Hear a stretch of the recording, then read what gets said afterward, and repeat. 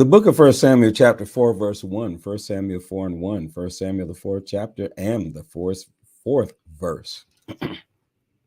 Then Samuel would announce the Lord's message to all the people of Israel. I am sorry. 2 Samuel, the fourth chapter. 2 Samuel, the fourth chapter, and the dead. So here we are. All right. Troubles come to Saul's family. 2 Samuel chapter 4, verse 1, 2 Samuel 4 and 1, 2 Samuel, the fourth chapter, and the first verse. Saul's son Ishbosheth, a lot of tongue twisters. Saul's son Ishbosheth. Saul's son Ishbosheth heard that Abner had died at Hebron. Ishbosheth and all his people became very afraid. Two men went to see Saul's sons. These two men were captains in the army. They were Rechab and Baanah, the sons of Rimnon and Beeroth. I tell you these names. They were Benjamites because the town of Beeroth belonged to the tribe of Benjamin. But all the people in Beeroth ran away to Gittim, and they're still living there today. Saul's son Jonathan had a son named Mephibosheth. He was 5 years old when the news came from Jezreel that Saul and Jonathan had been killed. The women who cared for Mephibosheth picked him up and ran away, but while running away, she dropped the boy and he became crippled in both feet. Rechab and Baanah, sons of Rimnon and Beeroth, went to Ishbosheth's house at noon. Ishbosheth was resting because it was hot. Rechab and Baanah came into the house as if they were going to get some wheat.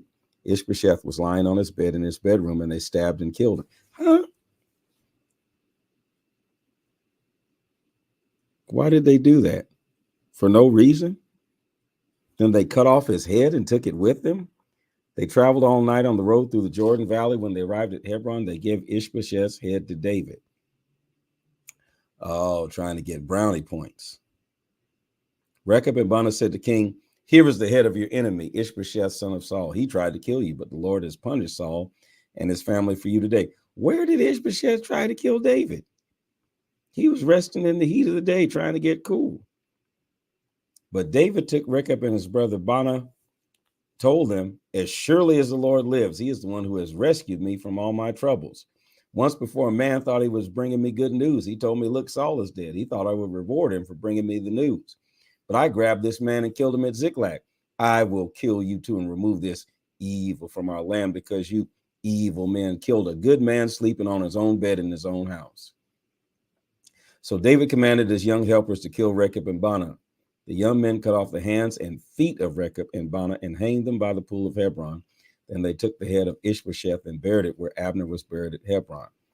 Wow. So these people are bloodthirsty, trying to get in good with David. 2 Samuel 5, the Israelites made David king. So Ishbosheth reigned for 2 years. Wow. And David said he was a good man. So it was Saul, Ishbosheth, and David. All the tribes of Israel came to David at Hebron. They said to David, "Look, we're one family. Even when Saul was our king, you were the one who led us into battle, and you were the one who brought Israel back home from war. The Lord himself said to you, 'You will be the shepherd of my people, the Israelites. You will be ruler over Israel.'" You all talked about Saul, but didn't say nothing about Ishbosheth. So all the leaders of Israel came to meet the King David at Hebron. He made an agreement with them in Hebron in front of the Lord, and they anointed David to be king of Israel. David was 30 years old when he began to rule, and he was king for 40 years. So that's even shorter than Saul. Saul was 42 years. In Hebron, he ruled over Judah for 7 years and 6 months, and in Jerusalem, he ruled over all Israel and Judah for 33 years. That's even shorter. So Saul reigned 11 years longer than David over the whole nation. Interesting. You never hear too much about that. David captures Jerusalem. The king and his men went to fight against the Jebusites living in Jerusalem. The Jebusites said to David, "You cannot come into our city. Even our blind and crippled people can stop you." They said this because they thought that David would not be able to enter their city. But David did take the fort of Zion, and the fort became the city of David. That day, David said to his men, "Whenever you strike at the Jebusites, aim for the throat and kill them." Boy, that's bloodthirsty. David said this because he hates to have people left who are crippled and blind. Wow. That is why people now say the lame and blind are not allowed in the temple. Jesus. David lived in the fort and called it the city of David. He became stronger and stronger because the Lord All-Powerful was with him. King Hiram of Tyre sent messengers to David. He sent also cedar trees, carpenters, and stonemasons. They built a house for David. Then David knew that the Lord had really made him king over Israel, and made him ruler over his kingdom for the good of his people, Israel. David moved from Hebron to Jerusalem. In Jerusalem, he got more slave women and wives. Mm-hmm. So David had more children who were born in Jerusalem. I bet you did, David. David's sons who were born in Jerusalem were Shammua, Shobab, Nathan, and Solomon. Ibar, Elushua, Nepheg, Japhia, Elishama, Elida, Eliphalet. And that's what it sounds like, a bunch of Eliphalet too. David fights against the Philistines. When the Philistines heard that the Israelites had anointed David to be the king of Israel, all the Philistines went up to kill him. David heard about this and went down into the fort at Jerusalem. The Philistines came and camped in the Rephaim Valley. David asked the Lord, saying, should I go up to fight against the Philistines? Will you help me defeat them? The Lord answered, yes, I will certainly help you defeat the Philistines. Then David went to Baal-perazim and defeated the Philistines in that place. He said, the Lord broke through my enemies like water breaking through a dam. That is why David named that place Baal-perazim. The Philistines left the statues of their gods behind at Baal-perazim. David and his men took them away. Again, the Philistines came up and camped at the Rephaim Valley. David prayed to the Lord again and got his answer. Don't go up the valley. Go around to the other side of their army. Attack them from the other side of the balsam trees. When you hear the sound of marching in the tops of the balsam trees, you must act quickly, because that is the sign the Lord's gone out in front of you to defeat the Philistines.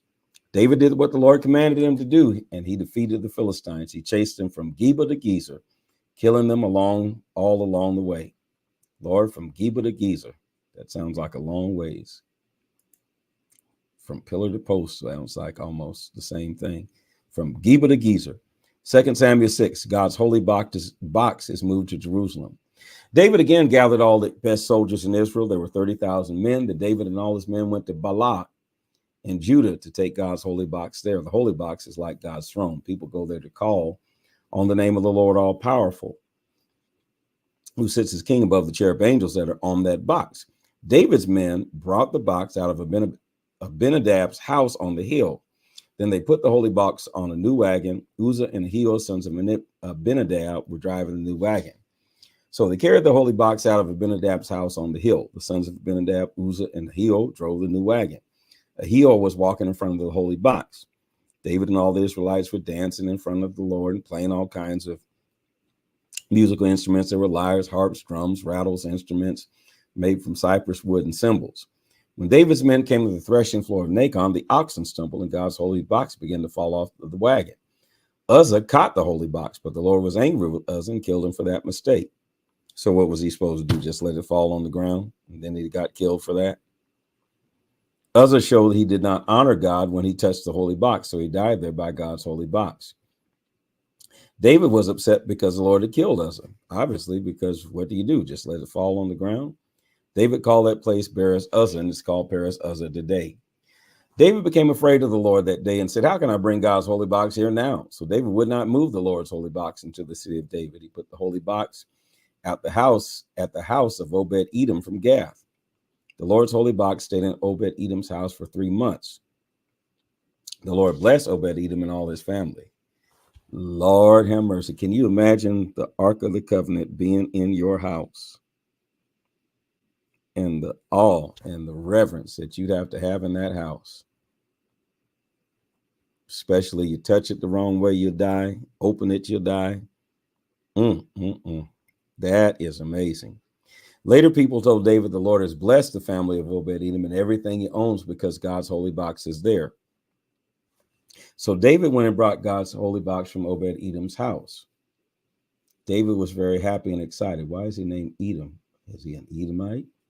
Interesting. And he's from Gath, which is a Philistine city. When the men who carried the Lord's holy box had walked 6 steps, they stopped, and David sacrificed a bull and a fat calf.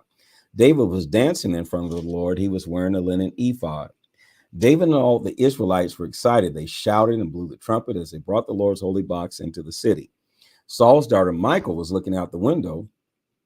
While the Lord's holy box was being carried into the city, David was jumping and dancing before the Lord. Michal saw this and she was upset at David. David put up a tent for the holy box. The Israelites put the Lord's holy box in its place under the tent. Then David offered offerings and fellowship offerings before the Lord. So is this a new tent, which is different from Moses's tent? Sure it is, because this is probably hundreds of years later.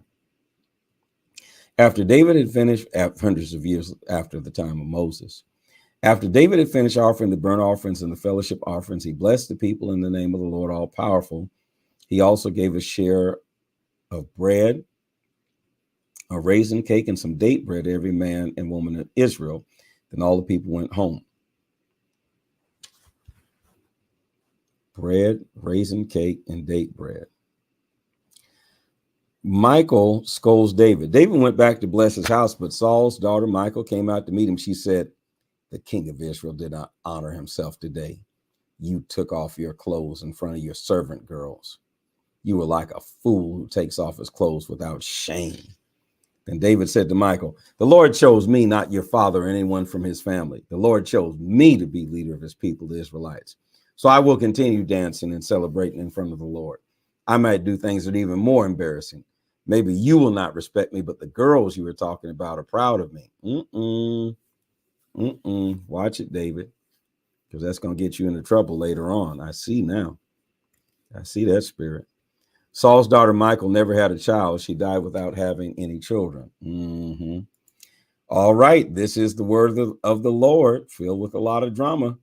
Please put in the comment section, this is the word of the Lord. Follow, like, share, and subscribe, and encourage others to keep reading along with us.